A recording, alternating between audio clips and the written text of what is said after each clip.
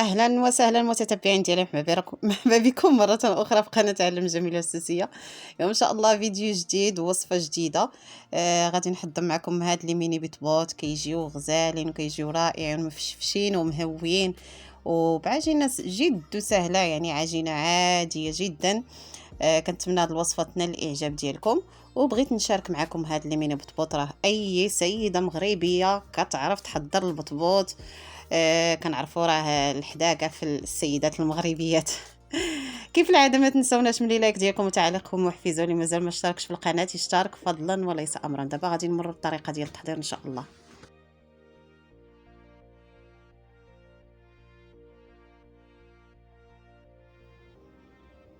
هنا ان شاء الله انا غادي نستعمل كنستعمل انا الدقيق الحرش، يعني دقيق الفورس الحرش. عندي 4 الكيسان ديال الدقيق ديال الحرش، وعندي 2 كيسان ديال الفينو، وعندي واحد معلقه كبيره ديال السكر سنيده، ومعلقه ديال الخميره الفوريه، ومعلقه صغيره ديال الملح صافي، والماء دافي. كنعجنوا العجينه عاديه جدا.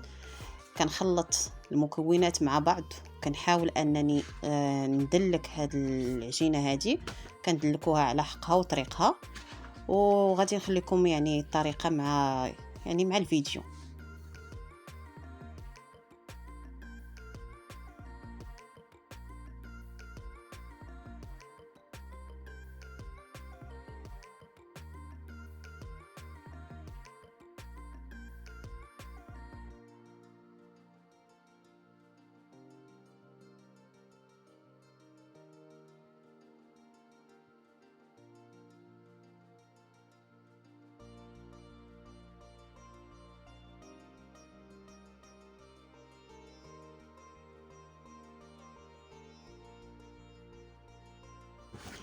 هنا كنحاول انني كندلك العجين مزيان، ودائما العجينه ما تكونش قاصحه، العجينه خصها تكون رطبه باش ينجح معنا البطبوط.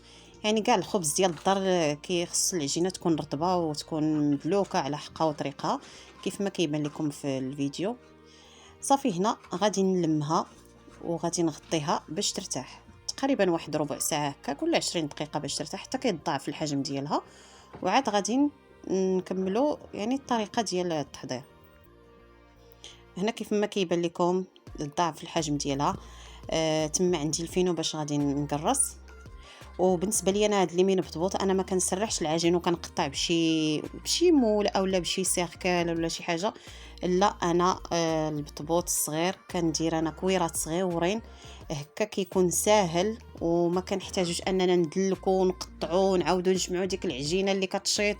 وديك العجينه اللي كتشيط ملي نعاودو ندلكوها كتجي قاصحه وخصنا كل مره يعني كيخصنا اننا نخليوها باش ترتاح وترخف معنا باش تكون عاوتاني سهله في التدلاك. ديك الطريقه كتشد الوقت بزاف، ماشي بحال هاد الطريقه هذه اللي استعملت انا. كندير كويرات صغار وكنحاول انني نجيبهم كاملين قد يعني على شكل بطبوطه صغيره. يعني الحجم راه تيبقى يعني كل واحد والرغبه ديالو في الحجم. صافي هنا كيف ما قلت لكم كنكور الكويرات وغادي نفندهم في الفينو، وكنخليهم كيرتاحوا عاوتاني واحد شويه حتى كيطلقوا باش يسهلوا علينا باش نقرصوهم. وصافي تنقرصوهم وتنخليهم عاوتاني كيرتاحوا واحد نص ساعه، عاد كنطيبوهم.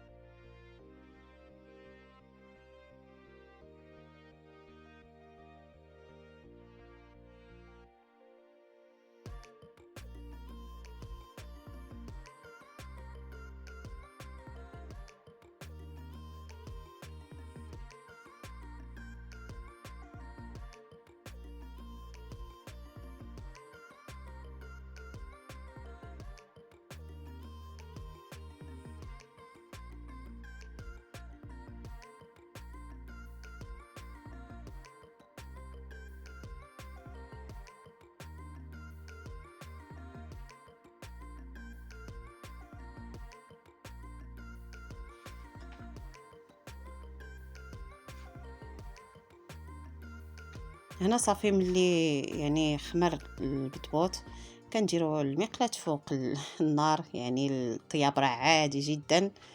كيف ما كتلاحظوا البطبوط كيفاش كيجي مفشفش وكيجي منفوخ وزوين. كنتمنى هاد الوصفه تنال الاعجاب ديالكم وتجربوها، وكيف العاده كيف ما قلت لكم ما تنسوناش من اللايك ديالكم وتشجيعاتكم. راه يعني التشجيعات ديالكم راه كيخليونا اننا نزيدوا القدام. دمتم في رعايه الله وحفظه، والسلام عليكم ورحمه الله تعالى وبركاته.